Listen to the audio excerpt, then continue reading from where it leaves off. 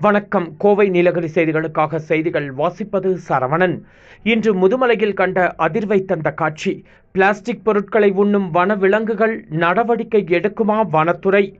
முதுமலை வனப்பகுதிகளில் குரங்கு, காட்டெருமை, மான், பன்றி, சிறுத்தை, யானை உள்ளிட்ட பல்வேறு விலங்குகள் வசித்து வருகின்றன. பல சமயங்களில் வனவிலங்குகள் பிளாஸ்டிக் கழிவுகளை இரையாக தவறாக நினைக்கிறது. அவைகளின் வயிறு பிளாஸ்டிக்கால் நிரம்பியதால் பெரும்பாலானவை பட்டினியால் இறக்கின்றன. வனப்பகுதியிலிருந்து உணவுக்காக வெளியே சாலையோரம் வரும் வனவிலங்குகள் மனசாட்சி இல்லாமல் சிலர் வீசிச் செல்லும் பிளாஸ்டிக் குப்பைகளை உண்ணும் அவலநிலை நீடித்து வருகிறது. இதனால் தொடர்ந்து உயிரிழப்புகளும் ஏற்படுகிறது. இது தொடர்பாக வனத்துறை சார்பில் எந்த ஒரு நடவடிக்கையும் எடுக்கவில்லை என்று பொதுமக்கள் குற்றம் சாட்டுகின்றனர். எனவே வனவிலங்குகளை பாதுகாக்க வனப்பகுதிகளுக்குள் அவற்றுக்கு தேவையான உணவுகளை ஏற்பாடு செய்து தர வேண்டும் என்று கோரிக்கையும் எழுந்துள்ளது.